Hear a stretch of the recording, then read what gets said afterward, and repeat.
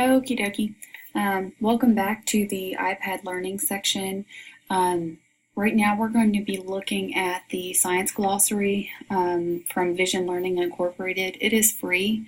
It's the one in the middle of the screen here that says Science at VL.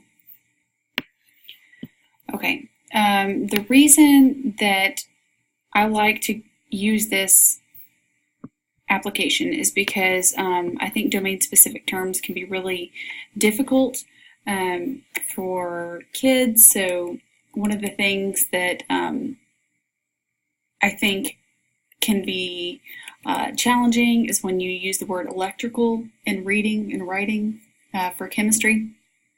So this is really neat because notice I just typed the word electrical and it gives me two options. It gives me an option for electrical charge, and it gives me an option for electrical force. Now, if I select electrical charge, it explains that and then gives me links. And it also indicates where the word appears on the Visionary Learning website, which makes sense that electrical charges are mentioned in atomic theory and chemical bonding, as well as the periodic table elements. Those are all, so even though you haven't gone to the Vision Learning website, it makes sense that electrical charges would be nested in there. So that's kind of reinforcing the idea that this is pertinent to the topic that we're discussing in class. And then also, if I clicked on electrical force, you can see a little bit about the physical aspect of that, physics, light and electromagnetism versus the chemical atomic theory. Okay, so I really like this application. Notice that I don't have to go offline. I'm not cluttered with a whole bunch of ads on this, and it is free. Another domain-specific term might be property. Boop. Okay, see? Very, very simple. Very simple. And it says a characteristic or attribute. Those are two synonyms. Synonyms are probably my favorite version of a definition or a parallel because they're short and they're great for note-taking.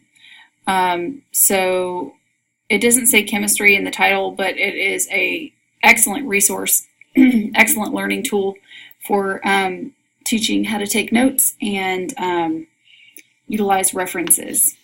If I didn't know what characteristic meant and I was a student,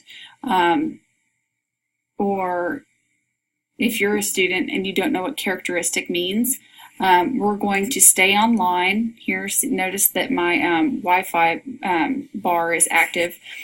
We're going to stay online and we're going to go over and use another application that I really like called Multisaurus. If you're one of my kids, one of my students, you know that I love dinosaurs, and it has a dinosaur, so that's pretty cool. It's not why I chose it, but it's still pretty cool. So we're going to go over there and check that out, okay? There it is. It's a big M for Mrs. Perkins. I'm joking. No, but let's go ahead and click on the Multisaurus application. Ta-da! Okay, so let's reset. Ta-da! Oh, it's a baby. What is that doing there? I don't know. Anyway, let's go ahead and type characteristic. Ta-da! Okay, look at that. Do you see all those words at the bottom that are listed? We have attribute, device characteristic, dimension, feature, integer. I'm sure the kids know what attribute, feature, and quality would mean. They would see property and they would say, oh, okay. Okay, I can see how that's related. But if they're just learning property and they've been paralleled with characteristic, then they have a whole bunch of other words listed here that might be helpful. Well, we're in chemistry. We're not discussing whole numbers. So then by process of elimination, they can eliminate the domains that are not pertinent to chemistry. So that's another skill that can be gained using this multisaurus as a interactive reference tool. And that's it for my tutorial. I hope you enjoyed, and I hope that it was helpful. They're very easy to use, and of course the drawback is you do need to have internet access. Some of the students don't have that.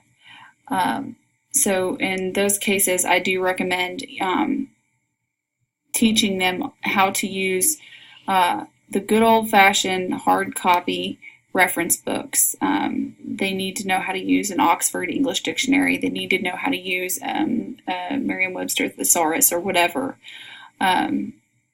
Whatever their choice is, they need to be able to have access to those tools and know how to use them in the classroom, because it's something that's interdisciplinary. It's across all of the curriculum, and it's something that will be a lifelong skill that will be valuable for them to equip themselves with knowledge for the rest of their lives. So that's it. Thanks for watching.